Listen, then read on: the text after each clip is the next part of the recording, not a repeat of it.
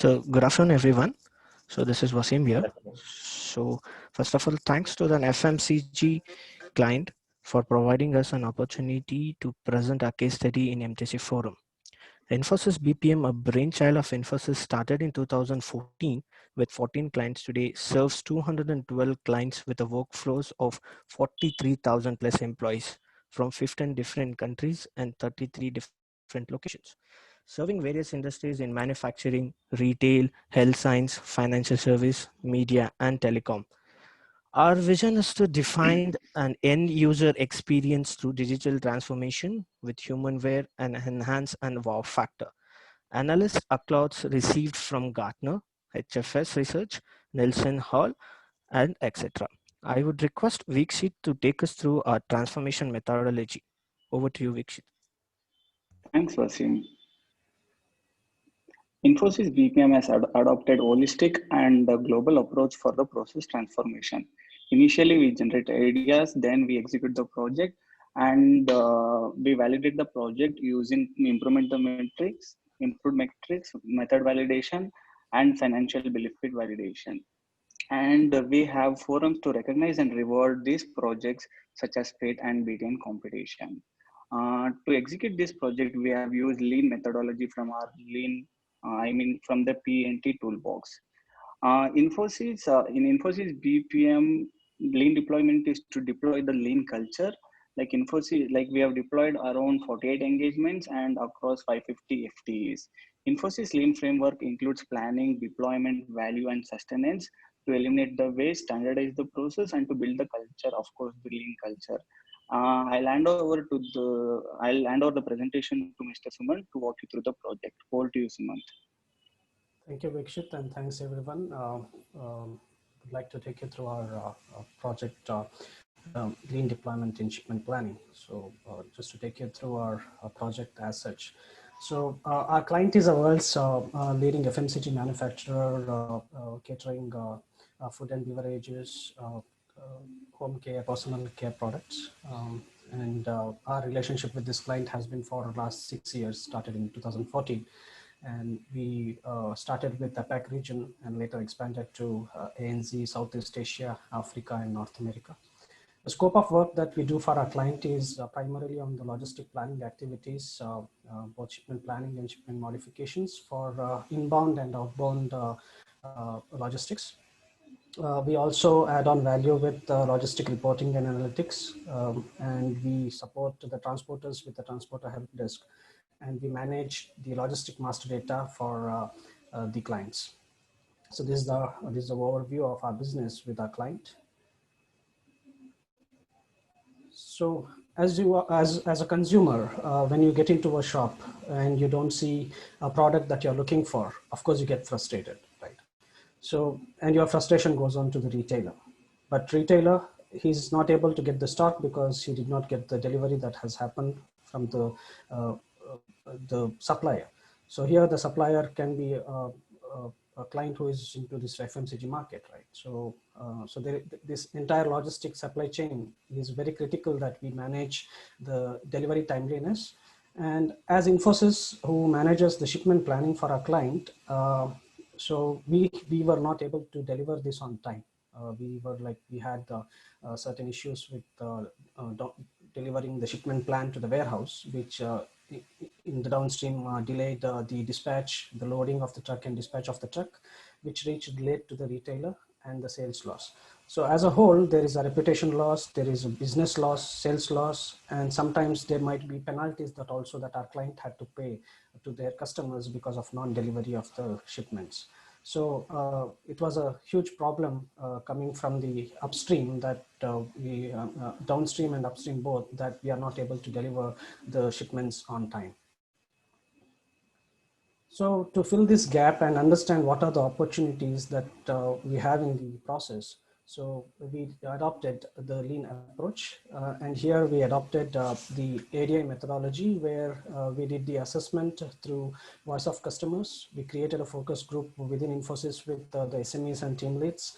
We did a time and motion study. We did a Gemba walk to observe the overall process. With all these activities, we were able to design the methodology with the waste identification. We created some action plans basis short-term and long-term opportunities. We adopted some best practices from other regions that we have been supporting the client. And we created a to-be value stream map against the as-is value stream map that was created in the assessment stage. The next stage was to implement these recommendations to execute them on ground and get the results out. So our strategy was focused on three people. One, planners who can deliver the plan on time, Infosys ops managers who manage all the SLAs with the client, and of course the client who has to deliver their product on time to the customer. So our levers to optimize these operations were workload balancing, waste elimination, standard work, automation, and best practice. And to manage this, we had a governance in place. So governance at three stages. One, at a senior leadership level, monthly steering committee who reviews the program progress and provide guidance in terms of the strategy. A weekly governance between the client logistic managers and Infosys operations and quality managers to monitor the progress of the program. Report to the steering committee with all recommendations and any challenges that we have, and review the output of those implemented recommendations. On a need basis, the client logistic execution team and Infosys team leads along with the SMEs would work closely to execute the solutions that are recommended, do the user acceptance tests on the system changes, and review and sign off the output that are generated. So these are the three levels of governance and responsibility metrics that was created and governed. So this gives you an overall view into the process. The suppliers are the carriers or the truck providers, and customer service team or the order management team who provide the sales orders that are received from the customer. And as you see, the process has a lot of manual activities and touches that are happening, and the output is our shipment plan. So this was our project plan. The first month was to process assessment through value stream maps, Gemba walks, and focus group discussions, and some data analysis with time and motion study.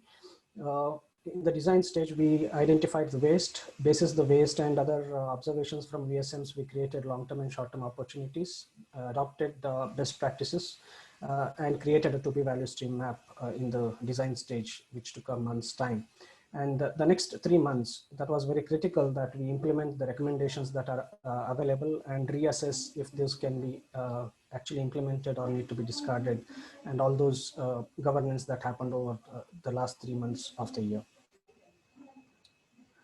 So this is a view into the value stream map. It's an end-to-end and at a keystroke level VSM that we created, starting from order management team to the warehouse or to the customer. And what we did was we laid out each keystroke level of activity under each head. You can see that greens are value added, oranges are necessary non-value add, and the ambers are necessary non-value add activities. So we in this value stream map, we identified challenges at each keystroke level. We defined long-term and short-term recommendations in these last two sections of the VSM, if you can see.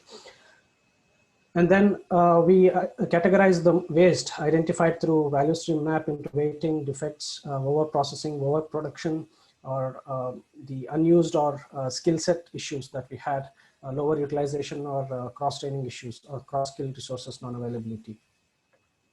During the Gemba walk also, we identified a lot of opportunities with regard to the process variations among the planners and within the processes. There were update management was an issue, and we had limited backups. So we had key resource dependencies, insufficient backups that were there in the system. And the process sets were not sufficient.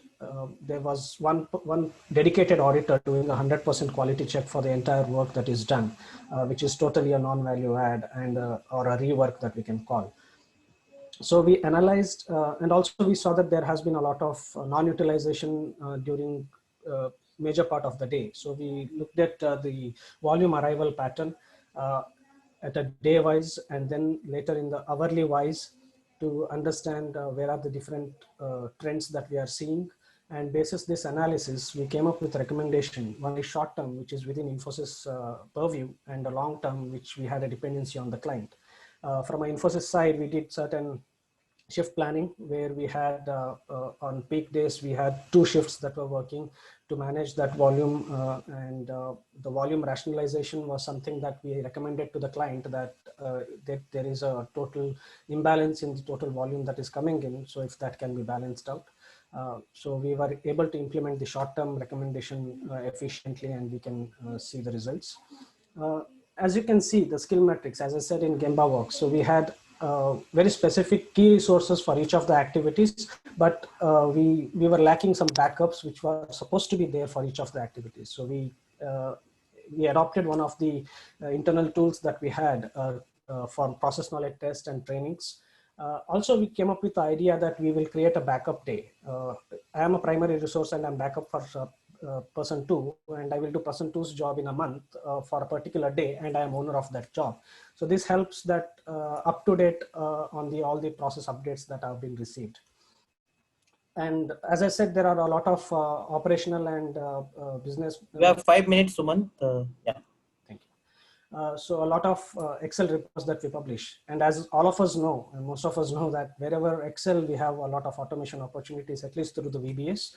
And this we identified as opportunities, some of the operational reports, the business reports. We had about 6 reports we publish weekly and monthly. Of this, 5 were feasible, and we were able to automate them. Then the end of day health check reports on daily scorecards and partner reports that are sent to the customer. So these were also automated. And we laid down action plans and roadmap very clearly with owners and the feasibility of the solutions. Basis the levers that we had identified earlier: workload balancing, waste elimination, standard work, best practice, and automation. As you can see, some of those improvements, the process variations, which was very high. So we had about 114 touches that were done before introducing golden process map. That is what we created post that. And it excluded the quality check. So we had dedicated auditor who was doing it. Now, currently, we have 104 touches, including quality checks done by the planner. So that has been a zero-touch approach that we are trying to get into. We had a lean dashboard or a lean board was established to have team huddles, which was a best practice we adopted from other region. So here we are sharing the updates on a daily basis, and people are connected to that overall activity, and day-to-day updates and everything are being taken on a real-time basis. And of course, automation, as I said, 5 reports that were automated, and our reporting accuracy was at 100% with 1 FT effort that is being saved. So basis our golden process map, we were able to come up with a 2B VSM value stream map. And as you can see how big the earlier VSM was, and today the process is much simpler and many lesser touches that we have in the system now. So some of the visual controls that we have been managing with, that is on the lean dashboard, as I mentioned, this is a daily huddle board in front of which entire team gathers and we take the updates. We look at the daily performance here and look at the attendance here, and any issues that we have, we will discuss it here and take it to the closure. Right? And this visual management of VSM, so this helps the team to understand that, yes, these are the gaps and this is how the lean operates. So this to bring in that lean culture in the team. And this is a process model of our entire work process flow made with clay and some of the hardboards by the team. So team contributed to this, and this helps us to be a training aid to provide them a visual impact or a physical impact of how the logistic process flow works. And we adopted Kanban for monitoring our action items, red being open, amber being WIP, and green being closed actions. So coming to what happens with all these efforts that were put in here. So from a shipment planning perspective, we were able to reduce 24% of the efforts, as you see that in the VSM. And our adherence to SOB, which is a contractual commitment to the carrier, that also improved, at least by 3%, we have seen an improvement there. So this helped us deliver the plan on time to the warehouse, and warehouse was able to give the early visibility of shipment and deliver it to the customer. And of course, customer case full on time, retailer is happy. And our performance improved from 87.5% to 99.17, which is beyond the target that was given to us of 95%. And you can see the overall improvement comparison, how we were and where we are today, including the COVID period where we were at 100%. So that has this is a robust mechanism. I think any logistic back office can adopt into their working and get some benefit out of it. And we have tried this in one of our global centers in Manila, and that is currently in progress, where we are trying to implement the similar recommendations to improve that. So that's all from my side and our side, and thank you very much for this opportunity, and we are open for any questions. Thank you, Sumant and the team. I would request first Rohit or Ashish to ask the question, then I'll ask at the end maybe. Rohit, Ashish, would you like to take? Just one question on the last slide. You mentioned about you were able to achieve 100% with COVID situation as well. Yes. So how did it happen? I mean, is it that there's some more actions which were taken because of COVID situation, or as a part of this project itself, it was? No, I mean, coincidentally, that project which closed in December and January, we were like started getting that 100% leap out of it. So I think coincidentally that became a prep for us. As I said, in our skill matrix where we did not have any sufficient backups, right? So when we came into the situation of COVID in March and everybody started working from home, of course, we had all the issues of power cuts, internet issues, and all those things. And today I did not have to worry because I had sufficient backup for each of the activities. Even a person is out of power and not able to work, I have somebody who will back him up and cover that job for him. And we were still able to achieve that requirement. And during COVID, even during COVID, it was very important because being the FMCG company, the product delivery was very critical. Pertaining to the truck availability was very less and everything has to be on time. So I think in that way, this project helped us prep for this crisis, what we did not foresee at that time. Yeah, really good. Thanks. Yeah, Ashish, over to you. Yeah, no, I don't have any question. I think it's a wonderful presentation and they have covered all the aspects of the project and the starting with the business problem, ending with the outcome in a wonderful manner. So thanks. Thank you. Thank you, Rohit. Thank you, Ashish and Rohit. Sumant and team, this is Devraj, and I have a couple of questions. Yeah, sure. I don't know whether you're able to see me right now. Yeah. So first question, I think is related to the process efficiency. So the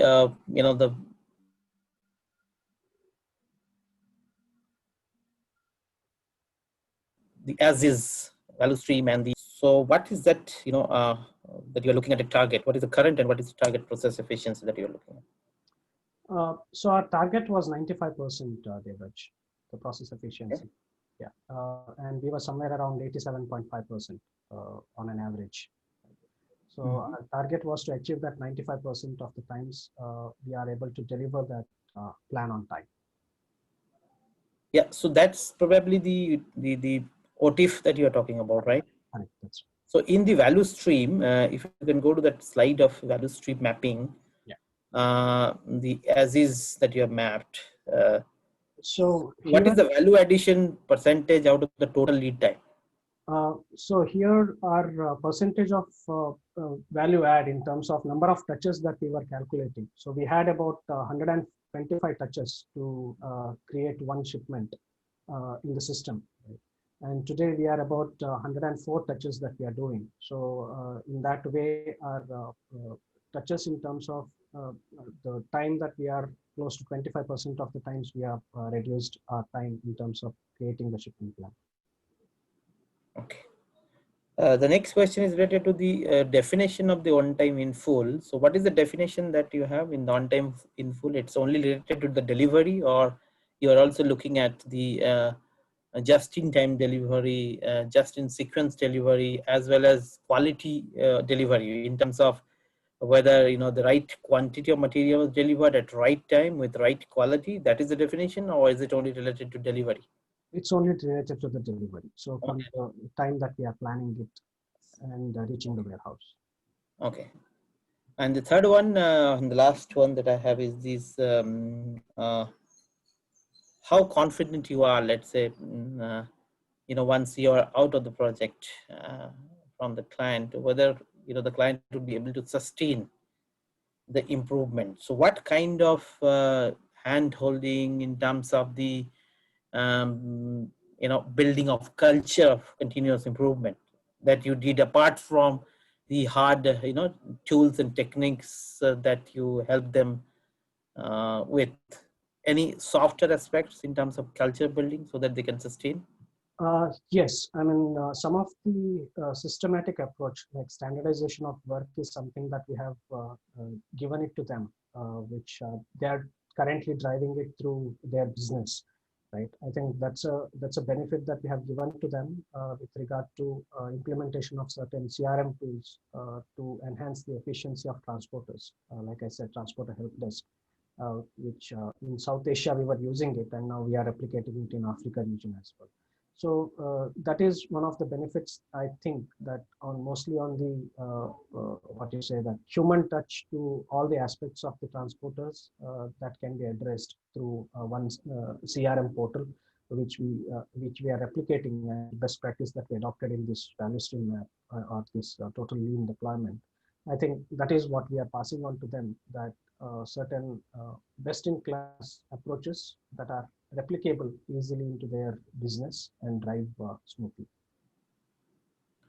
Great. So I think one additional maybe from the financial impact point of view, when let's say it was 87.5% of the delivery, and when I think in January you mentioned it is around 99.17% of the delivery compliance.